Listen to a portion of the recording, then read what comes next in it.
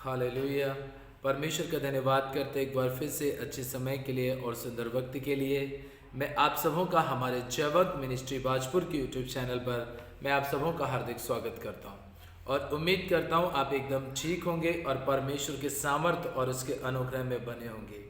पर एक बहुत ही खूबसूरत संदेश आज मैं आपके बीच में साझा करने वाला हूं। मैं आज सबको बताना चाहता हूं बाइबल से कि हर एक परिस्थिति में यदि हम परमेश्वर के साथ विश्वास योग्य हैं, हम ईमानदार हैं, परमेश्वर की मर्जी को पूरा कर रहे हैं, तो परमेश्वर हमें किसी भी हालत में छोड़ता नहीं है। चाहे हमारी परिस्थितियां कैसी भी क्यों ना रही हों, चाहे हम गरीब हैं, चाहे हम बीमार हैं, चाहे हम तकलीफ में हैं, कैसी भी दिक्कतों में क्यों ना रहे हों, लेकिन परमेश्वर हमें कभी छोड़ता नहीं है। आज मैं आपको इस बात को बताना चाहूँगा, इस बात को समझाना चाहूँगा। इससे पहले कि हम अपने आज के संदेश में जाएं, मैं आप सबों से हाथ जोड़ के विनती करना चाहूँगा कि आप हमारे जयवंत मिनिस्ट्री बाजपुर के यूट्यूब चैनल को लाइक करें, शेयर करें, कमेंट करें और जो लोग पहली बार देख रहे हैं वो चैनल को सब्सक्राइब जरूर करें और बेल आइकन के बटन को प्रेस करना ना भूलें, ताकि हर एक नोटिफिकेशन आपको वीडियो का मिलता रहे और आप ऐसे ही परमेश्वर के वचन से और भी ज़्यादा गहराई के साथ सीखते रहें और समझते रहें। आइए हम सब लोग छोटी सी प्रार्थना के द्वारा आज के वचन की शुरुआत करेंगे और मैं दुआ करता हूं कि आज के वचन से परमेश्वर आपको बहुत आशीष देगा।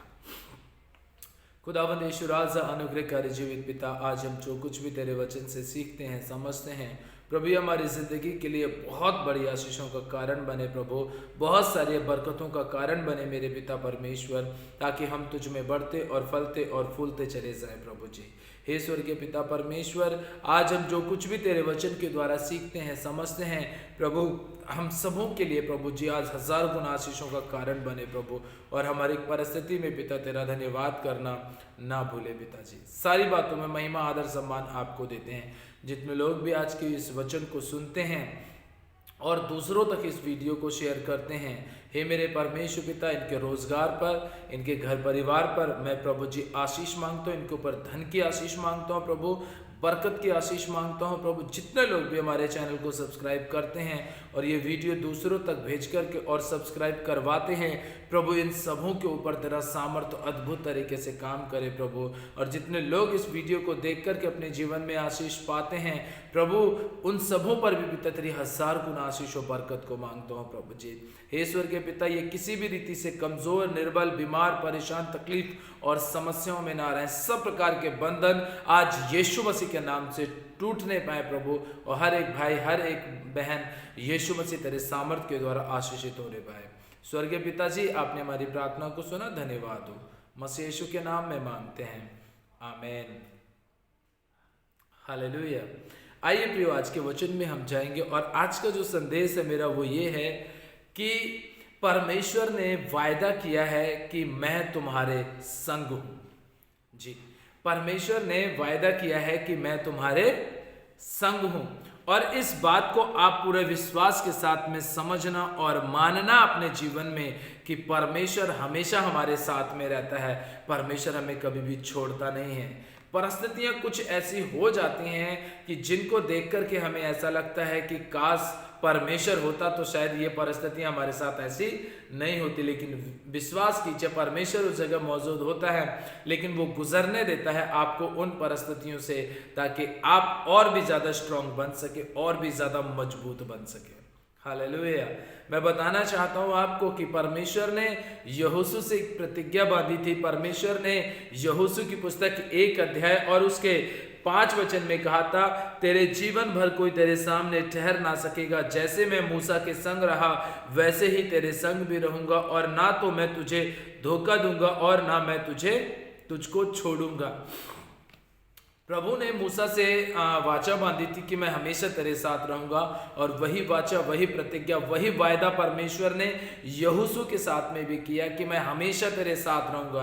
प्रियो, आप कैसे इस बात को भूल जाते हैं जब आप बीमार पड़ते हैं, तकलीफ पड़ते हैं, जब आप आईसीयू तक चले जाते हैं, जब आप एनआईसीयू में एडमिट हो जाते हैं, जब आपको ऐसा लगता है कि अब हमारे बचने के कोई चांस नहीं है, तो उस जगह पर आपको ऐसा क्यों लगता है कि परमेश्वर ने आपको छोड़ दिया है? परमेश्वर वहां मौजूद है, वो आपके साथ में है, वो आपके नजदीकी में खड़ा है। जो आईसीयू से आपको ऐसा लगता है कि डॉक्टरों ने सही इलाज करके मुझे आईसीयू से बाहर निकाला, मैं तो मरने वाला था या मैं मरने वाली थी, मुझे डॉक्टरों ने अच्छा मुझे ट्रीटमेंट किया और मुझे अच्छी दवाइयाँ लगाई, मुझे अच्छी दवाइयाँ खिलाई, जिसकी वजह से चाहे मेरा पैसा तो बहुत खर्च हो गया लेकिन डॉक्टरों ने अच्छा इलाज करके मुझे जिंदा रख लिया, मुझे बचा लिया। आपको ऐसा लगता है कि डॉक्टरों ने बचा लिया, लेकिन आपको पता है आपका परमेश्वर उस समय पर डॉक्टर के साथ में था और डॉक्टर के अंदर होकर के परमेश्वर आपका इलाज कर रहा था और आपके अंदर की जो तकलीफें थी, जो बीमारियां थी, जो समस्याएं थी, डॉक्टर के अंदर होकर के मसीह यीशु आपको बचा रहा था। आप इस बात को कतई भी अपने जीवन में ना लेकर आए, बिल्कुल भी ना सोचें कि प्रभु ने ऐसे समय पर आपको छोड़ दिया है, क्योंकि लोगों के मन में ये बात आ जाती है कि मैं हॉस्पिटल में गया, शायद परमेश्वर की ओर से ये दंड मुझे मिला। नहीं, प्रभु चाहता था कि आप हॉस्पिटल जाएं और उन परिस्थितियों का सामना करें ताकि आप अपने जीवन में और भी ज्यादा मसीह के प्रति मजबूत बन सके।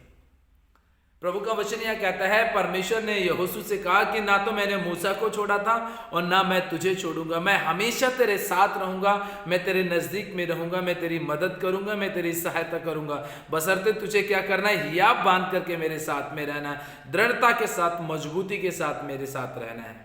प्रियो, मैं आपको एक बात बता देना चाहता हूं। एक प्रभु के बहुत अच्छे सेवक थे, एक स्टोरी को मैंने पढ़ा था एक किताब के अंदर, तो मैंने उसमें पढ़ा था कि एक प्रभु के सेवक थे जो दिन में कम से कम 3 बार प्रभु से प्रार्थना में समय बिताते थे, सुबह, दोपहर, शाम, और तीनों टाइम वो कम से कम 2-2 घंटा का प्रार्थना का समय बिताते थे।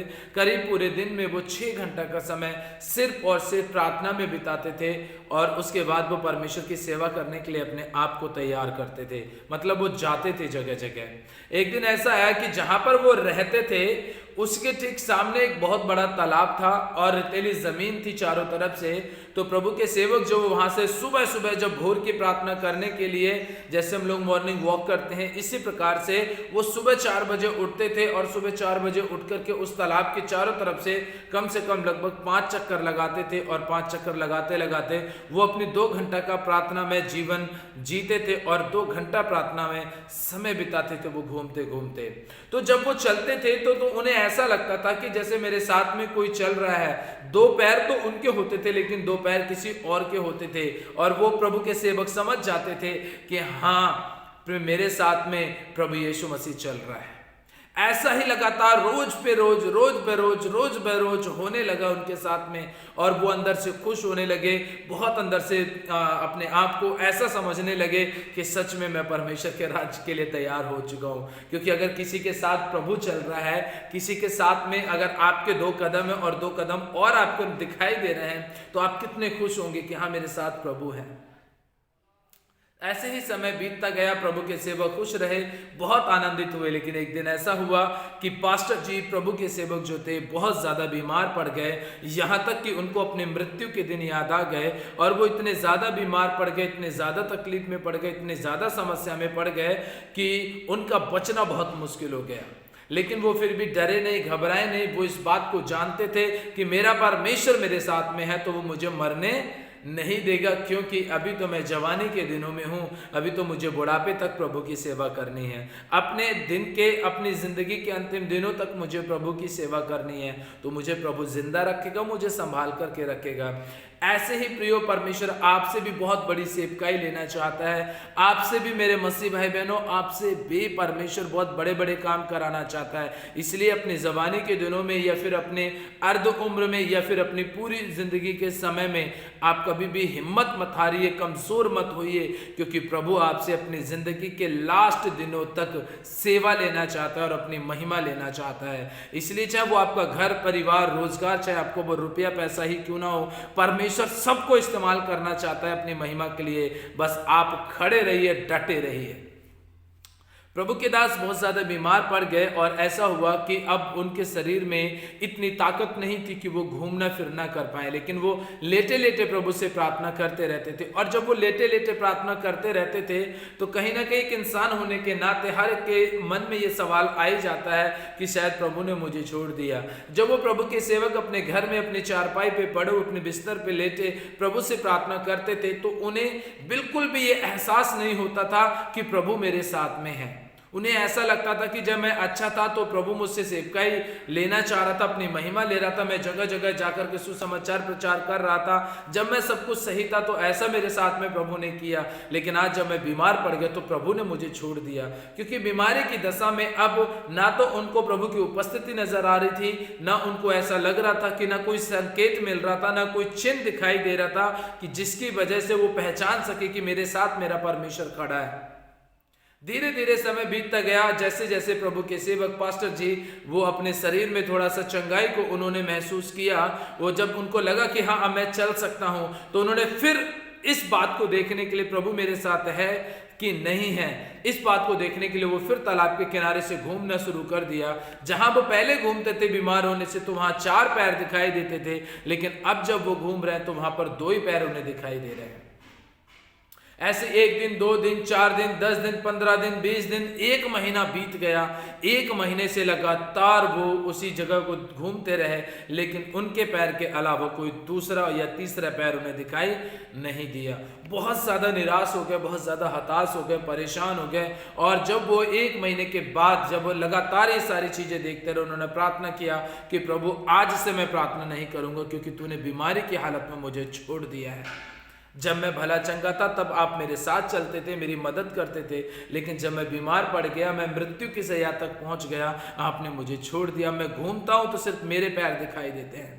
आप विश्वास नहीं करेंगे, प्रभु यीशु मसीह ने उन्हें दर्शन दिया और दर्शन में सीधे डायरेक्ट उनसे ये कहा, मेरे बच्चे मैंने तुझे छोड़ा नहीं था। जब तू डॉक्टर के पास था तो उस डॉक्टर जब वो डॉक्टर सुई लगाता था तो ये समझ ले कि वो सुई मैंने पकड़ रखी थी और मैं अपने हाथों से तुझे चंगाई की दवा देता था। जो गोलियां तू खाता था, जो डॉक्टर तुझे गोलियां देते थे, उन गोलियों को मैंने अपने हाथों से लेकर के शुद्ध और पवित्र किया था। वो सिर्फ और सिर्फ दवाई ही नहीं थी, बल्कि वो चंगाई के सामर्थ्य गोलियों के साथ तेरे जीवन में जाती थी। और जब तुझे ऐसा लगा कि जब तू अकेले घूमता था तेरे पैर दिखाई देते थे, तो याद रखना कि उस समय पर वो तुझे लगता था कि तू चल रहा है, लेकिन मैं तेरे साथ चलता था। मैंने तुझे अपनी गोद में उठा लिया था, क्योंकि तू कमजोर था बीमारी की वजह से, तुझसे चला नहीं जाता था, तू परेशान था, तू तकलीफ में था, इसलिए मैंने तुझे अपनी गोद में ऐसे करके उठा रखा था और मैं तुझे लेकर के चलता। तो वो पैर तेरे नहीं, वो पैर मेरे होते थे। जब प्रभु के सेवक ने इस दर्शन को देखा और जब उसने सुना तो सच में उसका दिल भर गया, फिर रोंगटे खड़े होने लगे। हकीकत की बात है, प्रभु हर तरीके से हमारी मदद करता। आप देखिए मेरे रोंगटे खड़े हो चुके। प्रभु इस रीति से हमारी हर तरीके से मदद करता है, लेकिन हमें लगता है कि प्रभु ने हमें छोड़ दिया। उस प्रभु के सेवक के जीवन में प्रभु ने बड़ा अद्भुत काम किया और प्रभु ने उसे बचा करके इस बात को बता दिया कि तू चाहे कहीं भी रहे, मैं तेरे साथ में हूं। ऐसे ही प्रिय एक और सेवक के बारे में बता देना चाहता हूं।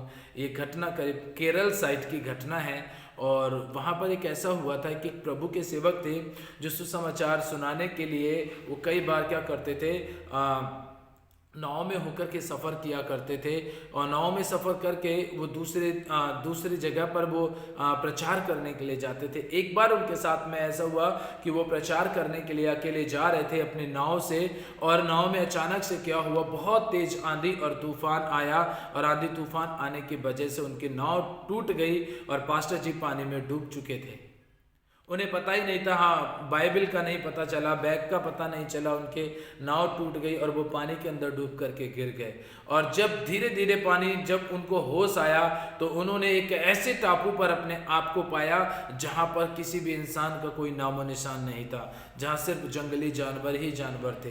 तो जब वो ऐसे एक टापू पर वहाँ पहुँचे तो उन्होंने अपने आप को जब होश में पाया तो वो वहाँ पर प्रभु से प्रार्थना करने लगे, अपने आप को भी इधर उधर जगह में घूमना फिरना शुरू कर दिया, क्योंकि 2-3 साल वहाँ पर हो चुके थे। अब वो 2-3 साल से संघर्ष कर रहे थे कि काश कोई ना कोई तो मछुआरा इधर इस टापू की तरह पाए जिसे मैं देख करके अपने आप को बचा सकूं और मैं अपने देश में वापस केरल साइड में मैं वापस जा करके रहना शुरू कर दूं।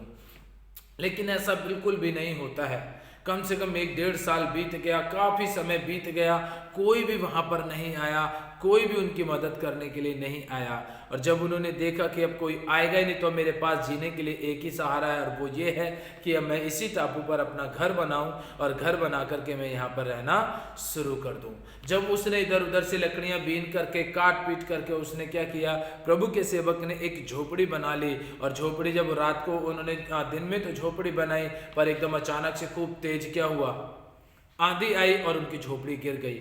फिर उन्होंने पेड़ों के सहारों से क्या किया, फिर दूसरे दिन उन्होंने पेड़ों के सहारे से फिर अपने लिए एक झोपड़ी बनाई, और झोपड़ी बना करके वो वहां पर रहने लगे। और पास्टर जी जब वहां पर थे तो अपनी झोपड़ी में से वो शिकार करने के लिए गए कि मैं मछलियां कुछ पकड़ के लेकर आता हूं या कुछ दूसरी चीज लेकर के आता हूं, जिससे कि मैं क्या करूं, आग में जला करके, आग में भून करके मैं उन्हें खाकर अपनी भूख और प्यास को मिटा सकूं। तो जब वो मछली लेने के लिए जाते हैं, अचानक से मौसम खराब हो जाता है और बहुत तेज बिजली वहां पर गरजने लगती है। और जब बिजली गरजती है तो वहां पर क्या होता है, पास्टर जी एक प्रार्थना में समय बिताते थे और अपने खाने के दिनों में रहते थे, क्योंकि उनके पास कोई काम नहीं था, कोई ना इंसान था ना कुछ भी था।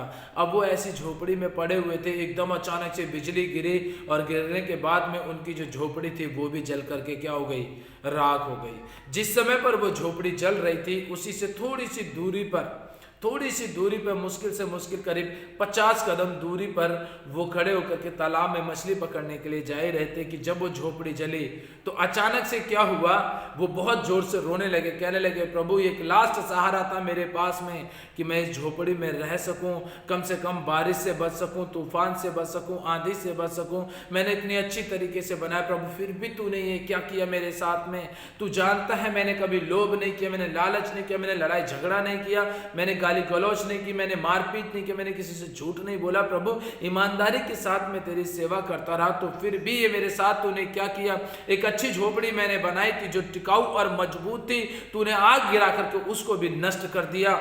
वो परमेश्वर के लिए बातें बोलने लगा कि जैसे वो इतनी सारी बातें बोल रहा था कि ऊपर से एक हेलीकॉप्टर जा रहा था, और हेलीकॉप्टर वालों ने देखा कि यहाँ पर आग लगी है और कोई व्यक्ति है जो उनकी मदद को देखना चाह रहा है, मदद को मांग रहा है। तो उन्होंने फटाफट हेलीकॉप्टर नीचे उतारा और प्रभु के सेवक को वहां से उठा करके वो लेकर के गए। और जैसे ही प्रभु का सेवक हेलीकॉप्टर में बैठा, उसने कहा, प्रभु मुझे माफ करना, झोपड़ी जलने का मतलब यही था कि तू मुझे बचाना चाहता है। सच में प्रियो, अभी भी मेरे रोंगटे खड़े हो गए, क्योंकि प्रभु ऐसे ऐसे काम करता है हमारे जीवन में, ऐसी ऐसी आशीषें हमें देता है, हमें बुरे दौर से, बुरे हालातों से वो इसीलिए गुजरने देता है ताकि हम और भी ज़्यादा प्रभु के प्रति ईमानदार, विश्वास योग्य बन जाएं, प्रभु के साथ में अपना जीवन जी सकें।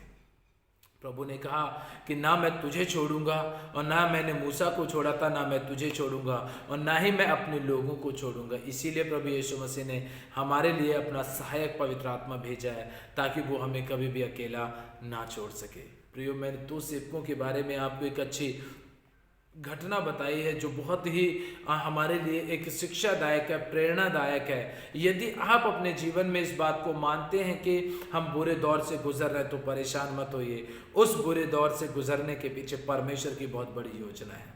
जब प्रभु का सेवक उस हेलीकॉप्टर के अंदर बैठा, उसने वहीं पर घुटने टेक करके कहा कि प्रभु तेरा धन्यवाद, काश अगर मेरी झोपड़ी ना जलती तो शायद आज मैं यहाँ से उठ करके अपने घर तक ना जाता, और अगर मैं अपने घर नहीं जाता तो मैं किसे तेरा सुसमाचार सुनाता, अकेले इस जंगल में, इस टापू पर पड़े पड़े मैं मर जाता, और मेरी जिंदगी को न जाने क्या होता। आज मैं मछलियों को खा रहा हूँ, मैं दूसरी चीज़ों को पकड़ पकड़ के भून करके खा रहा हूँ, इस जंगल के अंदर मैं मर जाता तो मेरे शरीर को पता नहीं कौन खा जाता।